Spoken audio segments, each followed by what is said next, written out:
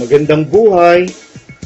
Kamusta kayo? Umaasa ako na kayo ay nasa maayos na kalagayan sa mga pagkakataong ito.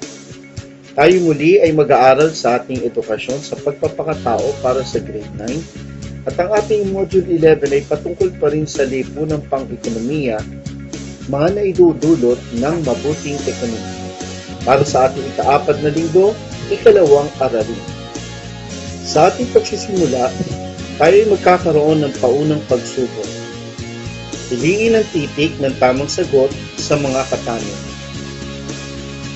Bakit mahalaga ang mabuting ekonomiya sa lipunan? Letter A. Mas nagkakaroon ng pagkakataon ng mga taong bumili ng kanilang gusto. Letter B.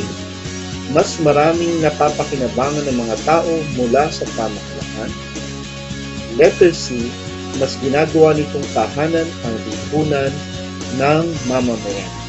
Meron kayong 5 segundo.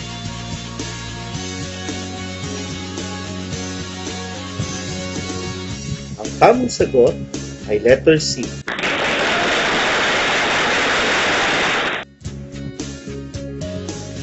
Para sa ating pangalawang katanungan, paano lubusang naapektuhan ng mabuting ekonomiya ang pamilya? Letter A. Ang pamilya ang siyang unang gumagawa ng hakbang para sa ekonomiya. Letter B. Ang mga pangangailangan ng pamilya ay natutugunan. Letter C. Ang pamilya ay nakapagpapatayo ng maayos na bahay.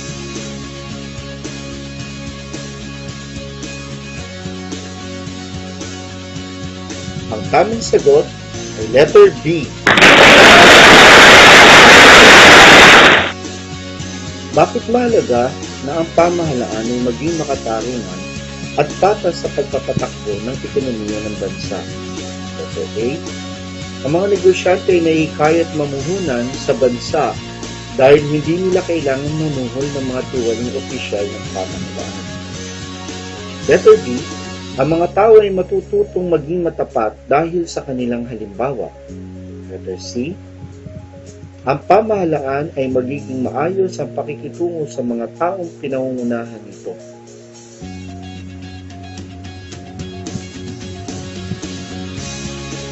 Ang tamang sagot ay letter A.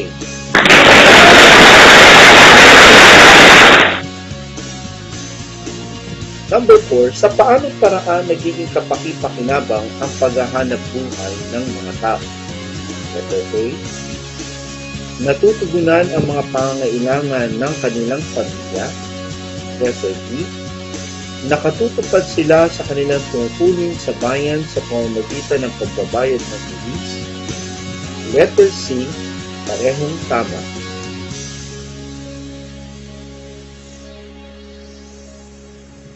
Ang tamang sagot ay letter C.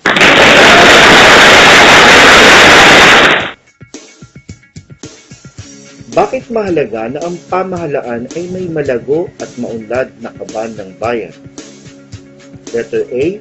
Upang mas marami silang magamit sa sarili nilang proyekto at gustong ipatupad. Letter B. Upang mas marami tayong mga armas na mabili para sa paghahanda sa digmaan. Letter C. Upang mas maraming programa at serbisyong maibabalik sa taong bayan.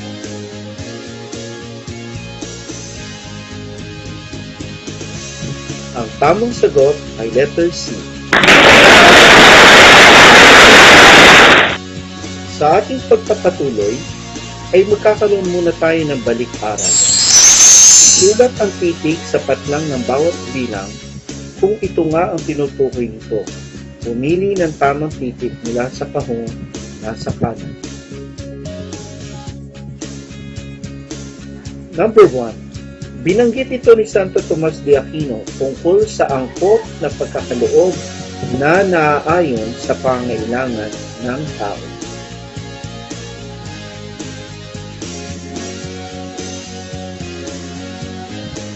Ang tamang sagot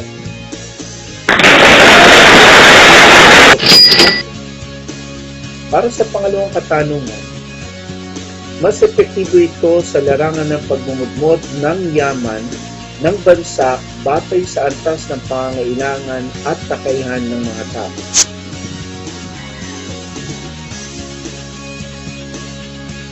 Tamang sagot, letter A, patas.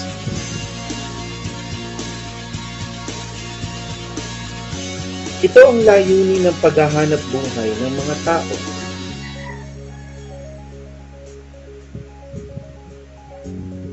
Ang tamang sagot,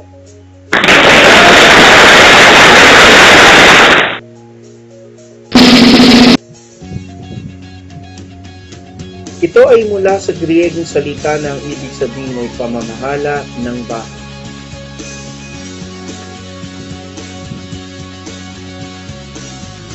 Tamang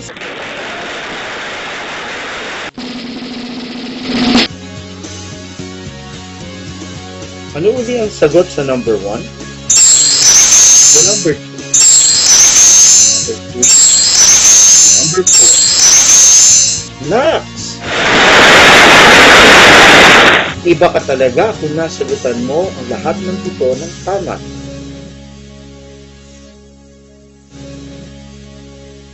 Sana all. Ito ang karaniwang comment sa Facebook kapag may magandang nagagawa sa mga taga-Pasig. Naiisip nila, buti na lang at may perang pinagkukunan ang lungsod ng Pasig sa pagtulong at pagserbisyo sa panahon ng pandemya.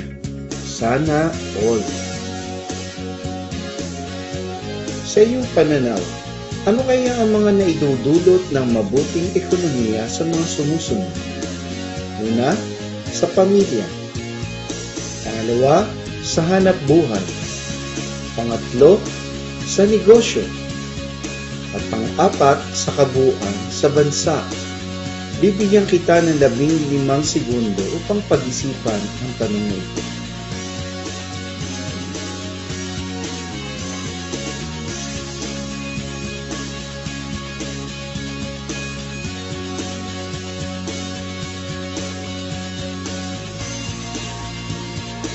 Magaling. Ang mabuting pagpapalakad ng ekonomiya sa bansa ay mahalaga. Ang isang bansa ay parang malaking bahay na kapag maayos ang pamamahala ay nagiging tahanan ito ng mamamayan. Ang mga sumusunod ay ang magandang bunga na naidudulot ng mabuting ekonomiya sa ating lipunan. Una, ang pangangailangan ng pamilya ay natutugunan. Ang sentro at lubusang naapektuhan ng maayos na ekonomiya ay ang pamilya. Unang naidudulot ng mabuting ekonomiya sa pamilya ay nagiging sapat ang pagkain na nailalatag sa mesa ng bawat tahanan. Dahil maayos at sapat ang kinakain ng bawat miyembro sa pamilya, nagiging malusog ang bawat isa. Kapag malusog ang katawan ng tao, nagiging malusog din ang kanilang isip, lalong nagiging kapaki-pakinabang para sa kanilang paghahanap buhay. Bukod sa pagkain, maaari silang magkaroon din ng maayos na tahanan. At sila din ay nagiging handa para sa isang edukasyon na makakatulong sa kanila. Ang edukasyon ay hindi na lamang sa mayayaman at may kayang magbayad ng mahal na tuition fees. Ang edukasyon ay nagiging laan para sa lahat. Tinutulungan ng pamahalaan ng mga kabataan na sila'y magkaroon ng silid-aralan, libreng uniforme, libro, at mga kagamitan pampaaralan, at lalo na scholarship grants. Ang mga pangunahing pangangailangan ng pamilya gaya ng nabanggit ay sadyang natutugunan kapag mabuti ang ekonomiya ng ating bansa. Ang pangalawa naman ay ang pagninegosyo ay umuunlad. Isa sa mga dahilan kung bakit nagiging maayos ang ekonomiya ay kapag maraming mga nagninegosyo ang gustong mamuhunan sa ating bansa. Nahihikayat silang magtayo ng kanilang negosyo dahil nakikita nilang ang patakaran ng pamahalaan ay makatarungan at patas. Ang korupsyon sa pamahalaan ang isa sa mga nagpapahirap sa mga negosyante dahil madalas ay kailangan pa nilang manuhol ng mga tiwaling opisyal.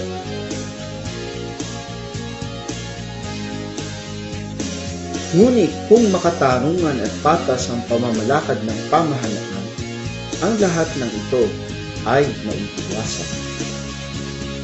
Bukod dito, ang mga negosyante ay nahihikayat na magnegosyo sa ating bansa kung nakikita nila na ang mga manggagawa sa ating bansa ay magagaling at matatalino sa kanilang ginagawa, tulad ng kanilang paghanga sa mga Pilipino na call center agents at ang kasipagan ng mga construction workers at iba pang mga manual laborers at ng iba pang mga manggagawa sa Pilipinas. Ang pangatlong naidudulot ng mabuting ekonomiya sa atin ay ang paghahanap buhay ng mga tao ay natitiyak. Kaakibat ng mga namumuhunang negosyante sa ating bansa ay ang pagdami ng pagkakataong maghanap buhay. Lumiliit ang sektor ng mga taong walang hanap buhay sa isang lipunang mabuti at lumalago ang ekonomiya. Sa ganitong kondisyon, ang mga naghahanap buhay at manggagawa ay tiyaking kasama sa lumalago. Mas maraming maunlad na naghahanap buhay sa isang bansa, mas dumarami rin ang nakakapagbayad ng buwis. Kapag maraming ang nakakapagbayad ng buwis, mas dumarami at lumalago ang kaban ng bayan. Sa ganitong paraan ay nagiging maunlad ang ating bansa. Ang pang-apat na naidudulot ng mabuti ekonomiya sa atin ay ang programa at serbisyo sa bayan ay dumarami. Kapag umuunlad ang bansa dahil dumarami ang pumapasok sa kaban ng bayan, mas nagkakaroon ng pagkakataon ng pamahalaan na maibalik ang serbisyo sa taong bayan. Nakakalikha sila ng mga programang nakatutulong na lalo pa magpapaunlad sa bansa. Ito ay mga programang nakalilikha pa ng hanap buhay o livelihood programs. Gayon din ang pagtulong sa mga paaralan, guro at mag-aaral o tinatawag nating Educational Assistance Program. Kasama rin dito ang mga paglingap sa mga may sakit at nangangailangan ng tulong medikal o Medical Assistance Programs. Kalakip din nito ang iba't ibang proyekto na higit na magpapatatag sa ekonomiya ng ating lipunan tulad ng mga infrastructures gaya ng mga kalsada, gusali, tulay, mga daungan ng barko at paliparan ng mga aeroplano. Bagamat marami pa ang mga serbisyo at programang dapat banggitin, sapat nang maunawaan na ang lahat ng mga ito ay hindi mabibigyang katuparan kung walang malagong kaban ng bayan na maaaring gamitin. Nasaksihan natin ang mga serbisyo at programa na gumagana sa lungsod ng Pasig at sa iba pang mga lungsod dito sa Metro Manila. Gayon din sa mga probinsya.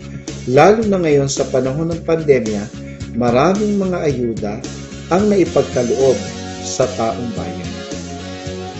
Nangyayari lamang ito kung ang panlipunang ekonomiya ay mabuti at umuunlad sa isang bansa. Kaya dapat pagsikapan ng pamahalaan, sektor ng mga negosyante at sektor ng mga manggagawa na higit pang mapabuti ang ekonomiya ng bansa.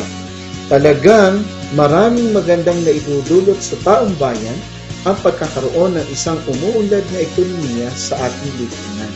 Sa maayos na pamamalakad nito, ang bayan ay nagiging isang malaking tahanan. Para sa ating paglalahad, isulat sapat lang ang mga hinihing salita batay sa napag-aralan natin. Ano nga ba ang mga naidudulot ng mabuting ekonomiya?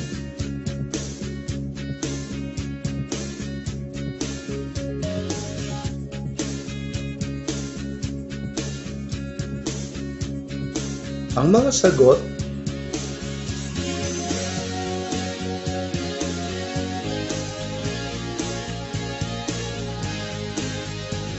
pagpapatuloy ng ating discussion sa ating group chat sa ating klase, magkakaroon tayo ng pagsasanay, pagpapahalaga, panapos na pagsusulit. Hanggang sa muli, maraming salamat.